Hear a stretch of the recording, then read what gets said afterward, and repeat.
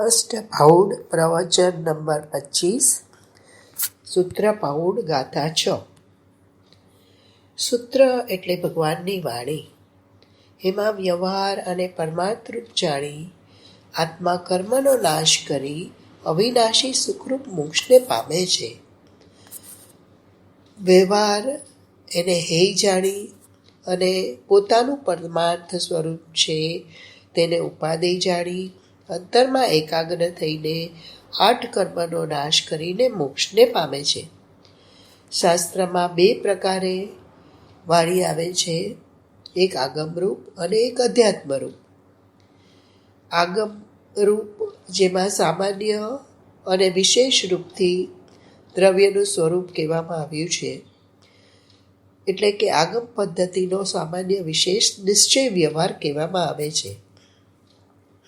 આગમ પદ્ધતિમાં 6 દ્રવ્યનું કથન આવે, પરંતુ અધ્યાત્મ પદ્ધતિમાં ફક્ત આત્માનું જ નિરૂપણ આવે. આત્માના આશ્રયે જે કથન આવે તે અધ્યાત્મ છે. હવે બીજા પણ 2 ભેદ છે, અહેતુભૂત અને હેતુભૂત. ભગવાને કહ્યું એને જાણવું એટલે કે ભગવાનની આજ્ઞા પૂર્ણપણે માનવી એ અહેતુમત છે. જે ભગવાન જેમ કહે છે કે અનંતની ગોદના જીવ છે, અનંત પરમાણુ છે, આત્મામાં અનંત ગુણો છે, એ બધી ભગવાનની આજ્ઞા હેતુ વિના, યુક્તિ કે નહીંને સ્થાપ્યા વિના ભગવાને જેમ કહ્યું છે તેમ માનવું તેને અહેતુમત કહેવામાં આવે છે. અને પ્રમાણ, દય આદિ યુક્તિથી, ન્યાયથી, હેતુથી વસ્તુને સિદ્ધ કરે તેને હેતુમત કહેવામાં આવે છે. વસ્તુનું સ્વરૂપ સામાન્ય વિશેષ રૂપ અનંત ધર્મ સ્વરૂપ છે. જે અભેદ છે તે સામાન્ય છે અને પર્યાય આદિ ભેદ છે તે વિશેષ છે. સામાન્ય રૂપ છે તે નિશ્ચય નયનો વિષય છે, તે ધ્રુવ રૂપ છે, અને વિશેષ રૂપ જેટલા ભેદ છે ભિન્ન ભિન્ન પ્રકારના તે વ્યવહાર નયના વિષય છે. ગુણભેદ કરીને કેવું, પર્યાય ભેદ કરીને કેવું, એ બધા વ્યવહાર નયનો વિષય છે. દ્રવ્ય તે સામાન્ય છે અને પર્યાય અને ગુણ આદિ ભેદથી કેવું તે વ્યવહાર છે. વ્યવહાર જુદી જુદી રીતે સ્થાપવામાં આવે છે. કોઈ વસ્તુને અન્ય વસ્તુના સંયોગથી કહેવી એટલે કે ઉપચારથી કહેવું. જેમ કે શરીર એ જીવનું કહેવું, શરીર જીવનું ન હોવા છતાં શરીરને જીવનું કહેવું તે વ્યવહાર છે. જેમ ઘડો હોય તેના દ્રવ્ય ક્ષેત્ર કાળ ભાવ બધું જુદું છે, પણ છતાં પણ તેને માટીનો ઘડો છે છતાં પણ તેને ઘીનો ઘડો કહેવો, એ એકનું બીજામાં આરોપણ કરીને કહેવું તે વ્યવહાર છે. નિમિત્તના આશ્રય પણ વ્યવહાર હોય અને પ્રયોજનથી પણ વ્યવહાર હોય. પ્રયોજન સાધવા માટે કોઈ વસ્તુને એક બીજી વસ્તુથી કહેવી તે પ્રયોજન આશ્રિત છે. આ વસ્તુ આવા આકારવાળી છે બતાવવી હોય તો અન્ય વસ્તુના નિમિત્તથી અન્ય વસ્તુના આકારવાળી છે એમ કહેવું તે વ્યવહાર છે. જેમ કે માથાને ઘડો કહેવો, ખરેખર તો માથાનો આકાર બતાવવા માટે આ રીતે વ્યવહાર કયો છે. બીજું છે નિમિત્ત આશ્રિત, અન્ય વસ્તુના નિમિત્તથી એક વસ્તુને કહેવી, જેમ કે ઘીનો ઘડો. આ રીતે વ્યવહાર હોઈ શકે છે. અને જ્યારે આત્માને પ્રદાન કરીને કહેવામાં આવે ત્યારે અધ્યાત્મ કહેવાય છે. જીવ સામાન્યને અધ્યાત્મ કહેવાય છે. કે અધ્યાત્મમાં દ્રવ્યગુણ પર્યાય બધાને સામાન્ય પણ કહેવામાં આવે, અને એટલા માટે કે આ જીવને બીજા જીવોથી ભિન્ન કરવા માટે. અને બીજી દ્રષ્ટિએ ફક્ત ત્રિકાળી શુદ્ધ દ્રવ્યને પણ સામાન્ય કહેવામાં આવે.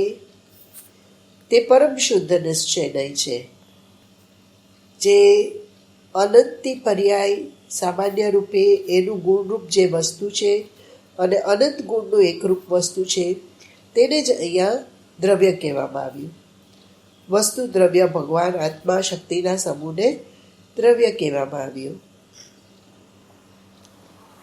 એક એક સમયની પર્યાયને સિદ્ધ સાહેબ કહો તો એવી તો અનંતી પર્યાયનો સાગર ભગવાન મહાસિદ્ધનો સિદ્ધ સાહેબ છે. ધ્રુવ વસ્તુ જે ત્રિકાળ અચળ અનુપમ છે એની હયાતીની સ્થિતિને બતાવે છે કે તેની હયાતી આવડી છે. એ પર્યાયથી એટલે કે વિશેષથી સામાન્ય સુધી પહોંચી શકાય છે. અનંતા સિદ્ધોને જેણે જ્ઞાનની પર્યાયમાં લીધા અને એવી અનંતી પર્યાયને સંગ્રહીને અંદર ઘરમાં બેઠો છે, તે અનંતા સિદ્ધ પોતે જ છે. એક પર્યાયમાં અનંતા સિદ્ધો જ્ઞાનમાં આવી ગયા છે અને એવી અનંતી પર્યાયો અંદરમાં દ્રવ્યમાં પડી છે. અનંતા સિદ્ધને હું આદર કરું છું. મારું દ્રવ્ય જે અનંત સિદ્ધ સ્વરૂપ છે એને હું આદર કરું છું, એ નિશ્ચય છે. અને એ આદર કરતાં અનંત આનંદની પર્યાયો પૂર્ણપણે પ્રગટ થઈને બહાર આવી છે અને તે બતાવે છે કે દ્રવ્ય આટલું પરિપૂર્ણ છે, પરિપૂર્ણ આનંદમય છે. તે નિશ્ચય દ્રવ્ય છે. અને ગુણોના ભેદથી કેવું તેને વ્યવહાર કેવું છે.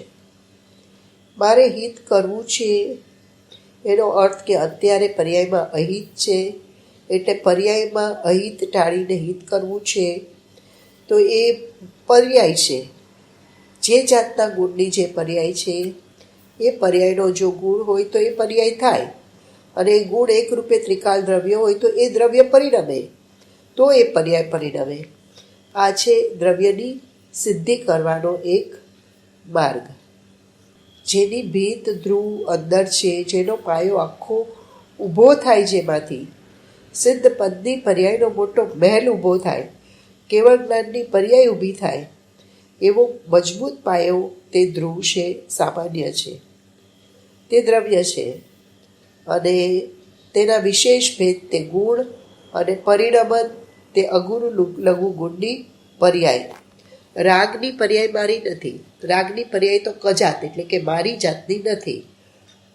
રાગ છતાંય રાગવાળો આત્મા એટલે કે રાગ સહિત આત્મા કેવો એ વ્યવહારે કહેવામાં આવે. ધ્યાન કરો એમ કેવું, પણ શેનું ધ્યાન કરો?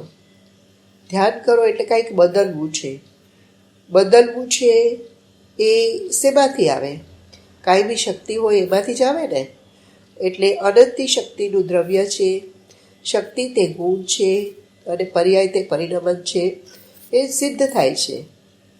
આ બધા સૂત્ર જેમાં આવે એટલે કે જેમાં આ બધી વાણી આવે તેને સૂત્ર અથવા તો આગમ કહેવાય છે.